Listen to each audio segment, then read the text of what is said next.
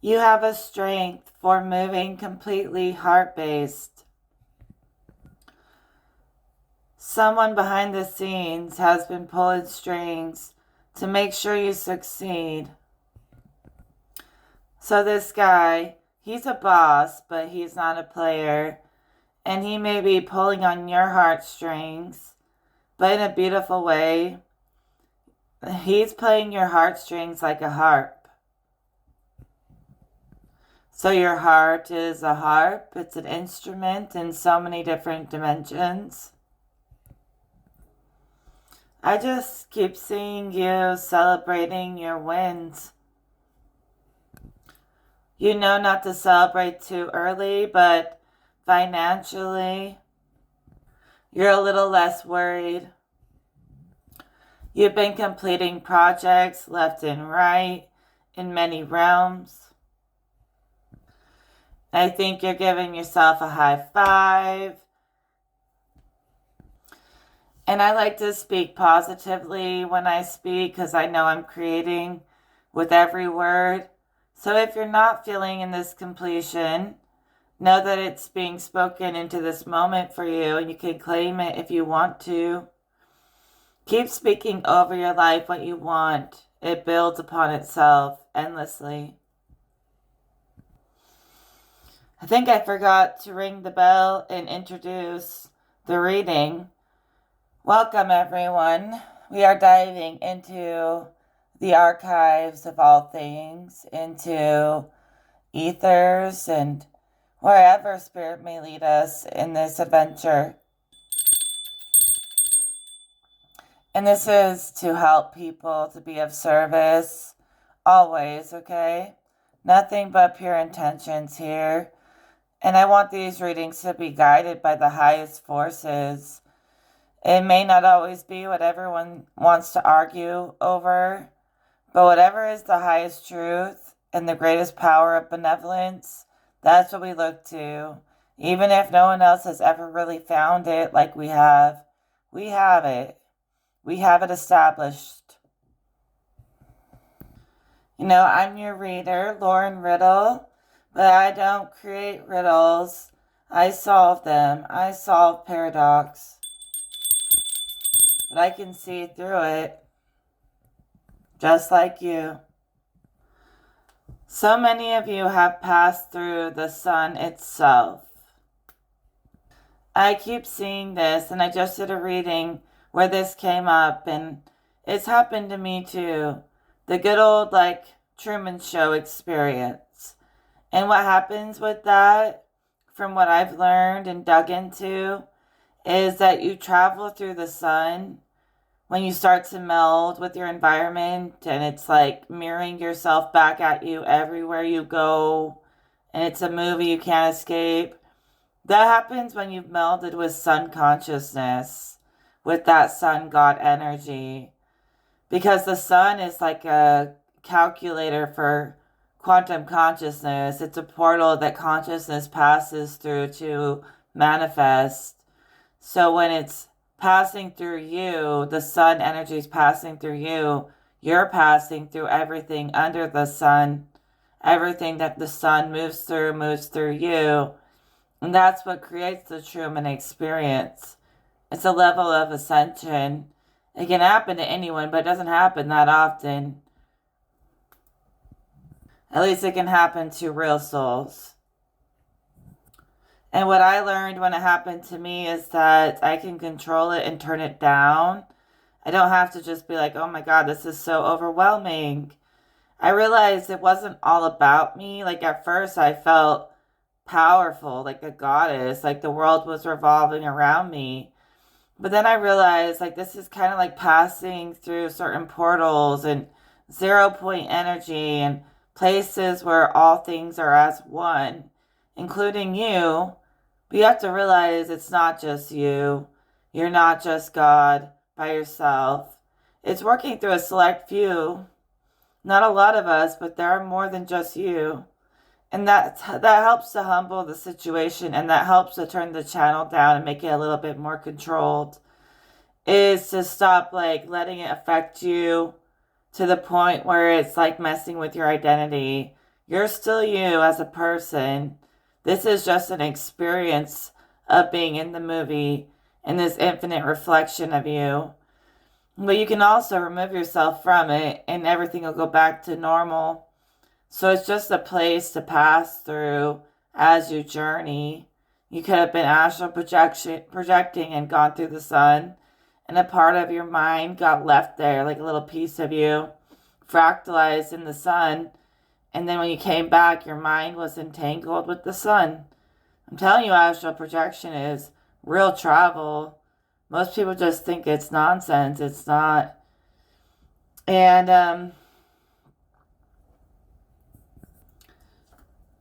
at one point I thought I had shattered my ego and that it went into the network, and it was showing itself to me from the outside. But I realized, yeah, that kind of did happen. But it was more than just shattering myself. I was one with the mind of all things, not just myself. And learning that, I realized, just get off your high horse, chill out, enjoy everyone's company. Because, for a long time, I never heard of anyone else going through this, where everything around you is just an extension of your soul. And it's bending to your commands and your will, but only you can really see it in total, as if you're the only one awake and everything else is not real. And I never knew anyone else had seen that until over the years, more and more people have come forward. At least probably almost 10 people have had the Truman experience, so you're not alone. And if you get too engulfed in yourself thinking it's all about you, that's how you'll stay trapped in it. But yeah, it feels powerful, but it's also obnoxious and it's not the highest level. So yeah, carry on to the next step, I think, is what Spirit's saying. You have many parts to you. You're becoming more confident in yourself as a human, as an alien, as an angel, whatever you really are. I mean, someone could be fighting with their ego. Their ego could be trying to keep its hold on someone. But the more they get into their mastery, that ego just has to let go. It can't carry on. And you're learning about these different parts of yourself, how they can exist in unison as one. And you're becoming more comfortable with being beyond those humans' comprehension. Even sometimes you're on a level where you can barely comprehend your soul. You can barely comprehend yourself trying to comprehend your soul. But you know it. You're in that knowing. And you feel every moment. So you've been traveling through the sun. And I want to break that down a little more. We'll pull more cards. Because the sun and the moon work together to calculate consciousness. It's like a mind, a subconscious and a conscious mind, creating the present moment, the past integrating with the now to give us life every day. That's the same reflection of the sun and the moon. And the sun is a way for consciousness to get organized throughout the world. When the sun sends out its rays of energy, that is organizing all living things. And when you meld with the sun, you realize you're a part of that network of all living things. So you can get mixed in with that calculating place. It's you meld with it and you start to see your reflection into all living things, into nature. And it's very beautiful usually, but it can be scary at first until you gain mastery over it. So what you're seeing is not necessarily ego, although it can seem like ego and it can seem like you're on a power trip, but it's more than ego. It's you starting to reflect with these elements inside of you and outside of you as one, because you pushed the limits on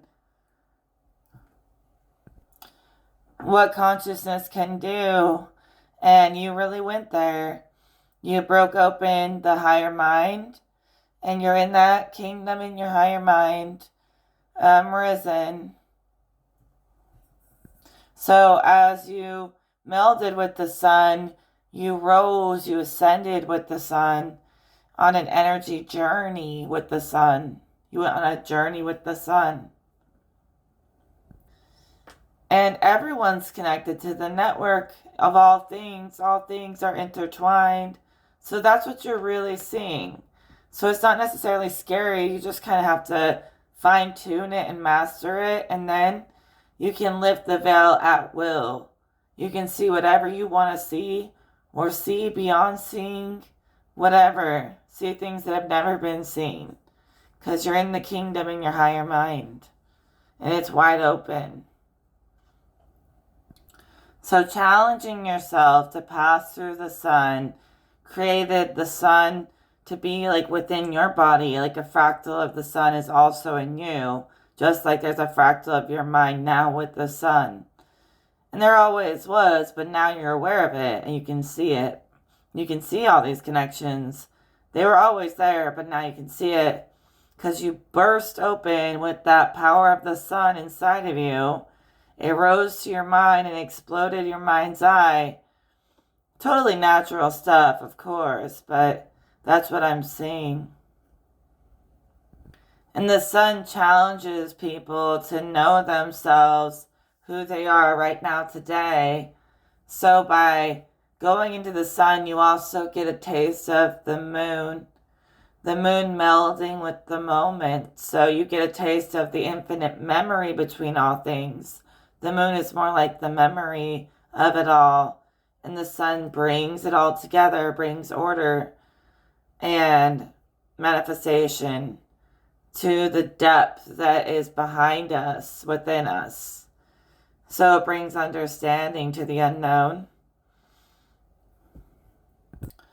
So passing through that energy is naturally going to make you kind of question your identity, because you're melding with the macro. And a natural consequence of that meld would to be in that Truman Show energy, where you have to truly define your identity all over again, realizing that in it, when it's all said and done, all is one, and there is no separation. But you can create separation as you please. I've always said you gotta know what you're not to know what you are sometimes. That's learning. So separate or connect as you please. But yeah, you're connected. You're in the loop all the time. We're all in a loop together, sharing a collective mind and many things that we share energetically. But people seek to have an identity. That's why we take on forms, our own separate forms. And that's beautiful. But in essence and in our minds, in some kind of strange way, we still are as one and we are connected. But to experience separation, like you and just you and nothing else, is kind of cool. We get to experience a lot of that. But then we also get to experience connection outside of just ourselves. Where, like, in a way, in the quantum, we're tied together whether we like it or not. And people who haven't opened that mind's eye or that whatever higher mind yet, they don't see how connected we are. They haven't opened it. But once it's open, you'll see that all things, whether we like it or not, are tangled together. But when you separate from that original space, and you take on your own form and you learn to love yourself like that, and then you learn to love others outside of you without having it to be forced. It's not like you're forced to share space. You get to choose who you share space with, and that is the gift in separation. That the love is even richer because it's not forced, it's chosen. And you're finding your chosen family. Probably not the one you were born with. But even if the one you're born with isn't the greatest, you guys know how to just say the right thing in the right way and trust God to speak through you. You're very tight with God. Gotta trust that God will move these people to change or rearrange when they're around you. Your voice is important, and the more that we're too nice, we tend to not say everything on our mind, and it makes people think they can get away with whatever. But some of you, if you would just start to open up your mouth more, God would speak through you, and you wouldn't have to worry about backlash. It would make people think again about how they've treated you, whoever it may be. So the ego is slowing you down. The ego is trying to create a human identity that relates to this world, but it's made of programs. It's not the real soul self. And that's why I say shed that fake self. And maybe your real soul self is like me, from some other dimension or some other planet. And people might think that it's an act or something, but you're like, no, when I'm around real people is when I have to act. Trying to act normal is what feels like acting. And it's just who you are. Do you ever ask yourself, what makes me so passionate about spirit or about my creativity? And a lot of the times, God is the one willing you to get through situations. Have you ever had a feeling like, I don't know how I got through that, but somehow I willed myself through it. One way or another, I got through it. That fuel to get through it, that's Creator right there. Creator is working in strategic ways sometimes, where it's not babying you all the time. So it might just challenge you to own up to your stuff and your mistakes, and you'll find when you do go into that place of surrender and repentance and own up to all your mistakes, God seems to be very happy about that and knows that anything can pass if you just work through it. If you admit it to yourself and be honest with yourself. And in the end, it's never as bad as we think it is. We're always harder on ourselves because society has programmed us to be hard on ourselves and superficial and surface level. And the thing I say about the Truman Show is way beyond the ego. The ego is trying to mimic what this true identity is, but it's wrong. And when you go through that initiation of the Truman Show experience, you will find a new identity that is so foreign to this world, but it just feels like who you really are. And you have to find that by being pulled and by so many outside things until you're fed up, and then you start defining your own reality, molding and shaping these things around you, because they're bending to your will anyways, so why not make that work for you?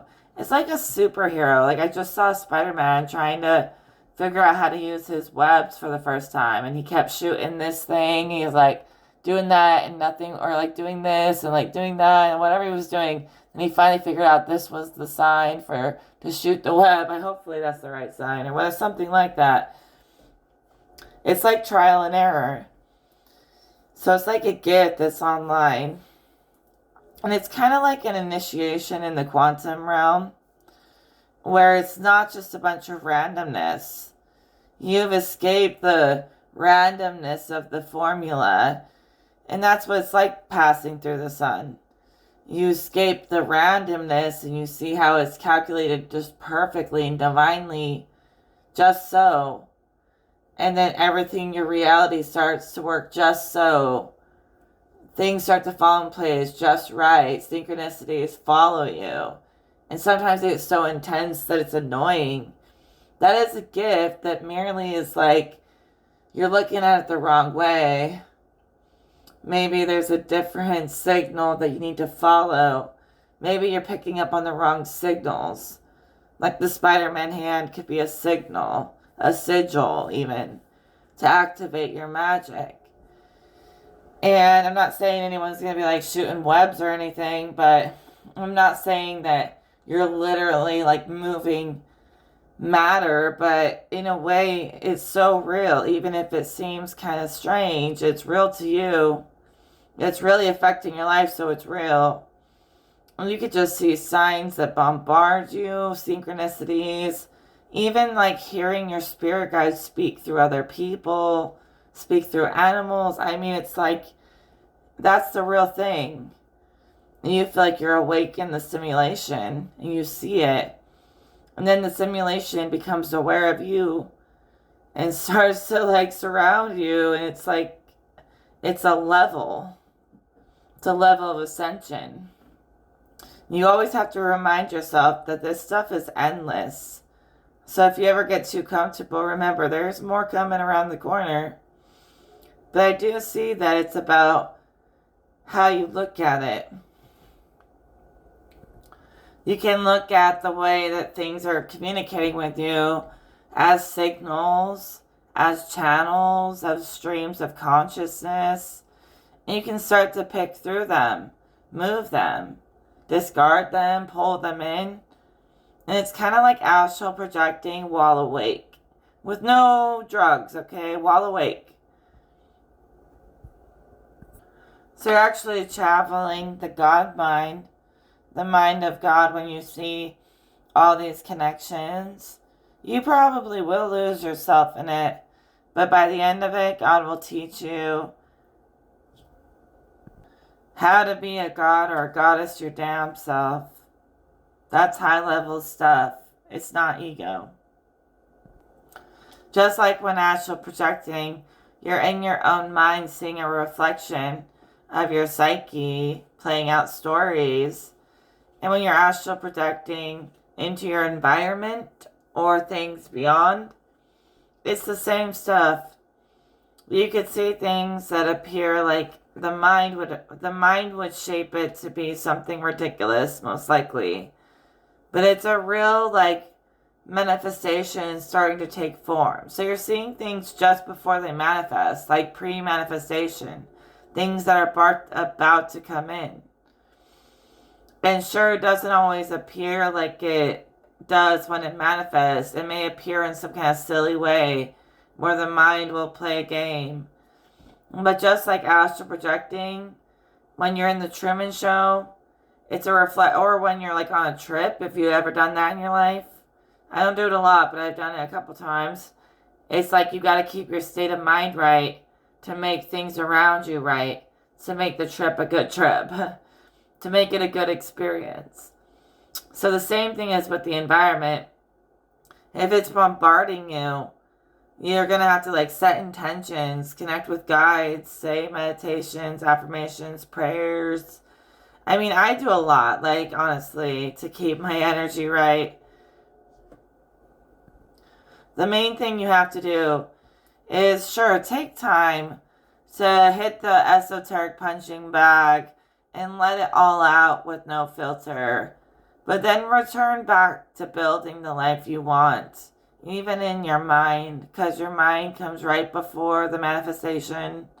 You're seeing that. You're seeing the mind taking shape around you a lot of the time. And it will shape even more until it's not just a sign, it's a real thing. So you're more aware of the data being shared between all these different portals, even you as a portal too. Your energetic winter harvest is coming to the surface. Maybe you're trying to move on from a lot of things that made you feel stable, that you know you need to leave behind. Or you could have just lost a lot of people or situations that were bringing you stability. So even though we're not really growing food in the winter, you're still doing a mental harvest. You're still always working on your garden, no matter the season. In the summer, we work more on our external garden. In the winter, we work more on our internal garden. And you will go through phases of weaving in and out of the collective mind like you were. But you've been working on that mental garden this winter, and you're harvesting from that. We do have double sevens. Maybe 77 is significant. I would call it significant in the sense that although you're really connecting with the world around you in a very internal, private way, but you see it, you feel it. And so it's kind of like an internal journey, but it's beyond just this body. It's stretched into other layers beyond just the earth. It's stretched into many layers, you know? So it's internal and external in waves at the same time. That's what I see, and I think it's beautiful. Seems very equal. You know, if you ever feel like the astral is icky, because it can be, I mean, people's minds are icky sometimes. So you gotta move with caution and attune to the highest channel. So when you go into the mind, you'll only connect with the other ascended beings and nothing else, you know? Sometimes when you're adventuring, you run across different things. But overall, you'll be getting all the good energy if you make sure you move with intention. You know, the place I go when the mind is getting too much for me is straight to the ethers. It's like a realm of spiritual mind meld. So it's even less formed. Like the astral is a lot of things that are starting to take form. If they can get enough energy, they'll start to take form. But there's realms even above that that are even less dense, and they don't let a lot in. It's like a realm of fuel, like cloudy fuel. And in there, it's even more pure because they don't let anything of the distortions of the mind get in to that pure loving fuel. And some of you in yourself, like we said in the beginning, are that loving fuel, that heart-based angel. You're no longer avoiding investing in yourself, investing wisely, investing wisdom. You've improved your discernment. You know now not to be deceived. And you're off their radar. Whoever targets all of us, chosen divine souls, you're blocked. You're cloaked like her cloak on her jacket there. You're cloaked from being jacked by like hidden hands and shadow people. You're off their radar, I'm telling you. Some of you are learning how to earn the favor of some of these high gods so that you can move without ever having to fight or lift a finger, really. But to an extent, it makes them happy when you work your magic in this world. I don't think that high-level beings give favor to just anyone, really. I feel like if they think your mission is worth supporting, then they will give you a favor. But I know I earned it. And I think it's time to focus on that. You're not even paying attention to hate. It's very difficult for love and hate to create in the same space. And I think you realize that. To an extent, they kind of overlap, but really they're two different things. Love is undeniably pure and true. Questioning whether someone loves you isn't love at all. So you're allowing so much love to exist in your space that hate cannot exist. It just can't. You've let yourself out of the tower. I feel like you let yourself out. Towers are only tower moments if you don't finish what you started. If you don't cross the finish line. But when you do, be thorough all the way to the end, then there is no tower because everything eventually loops back into correction, God energy. You just got to be willing to do the full loop to get back to the correction point, which is usually where it started. Things usually start out correct until the mind distorts it or shapes it into other things. The mind programs it into other things. So when it does the full loop, it corrects back to its original self. I heard you reversed the curse, but now is a good time to take actions while there's so much potential to rebuild something new in the place of the old. I mean, soon when the weather changes, something new will be building upon the old, just like in nature. And so, yeah, you're going to be harvesting for a couple months the winter harvest mentalities, so that when all of your energy goes back out to Mother Earth, it'll literally grow with the flowers, with the network. And you're like kind of exchanging energy with the earth grid and allowing it to help you and guide you. So you're also going to be building from the ashes of the old, because you've reversed this upheaval. You're looking at and you're looking at this upheaval as potential. You're likely fighting to bring down all these corrupt systems in the collective mind. Remember, there's a difference there. Traveling in yourself and outside of yourself. Traveling with nature is totally safe, but traveling in another human's mind, be a little bit careful with that reflection into the environment. But when I say we're reflecting into the environment, I mean like you're reflecting into the elements, which is totally safe. But some of you guys gotta let every piece fall, watch it crumble. Any false system, just keep speaking, it will happen. As long as you know what you're talking about. Yeah, definitely expose that corruption. Do it. And know you're good. God's got you. God's got every piece. And God is really the mastermind. The true Most High is the mastermind. And anything trying to outsmart that is laughable. It's impossible to outsmart the Creator. So sometimes it's working in ways where you're like expecting it to be this perfect father, but it's actually working more intricate, more involved than just some perfect image. And it's helping you find that too. This is just a shorter video. I'll talk to you in another one.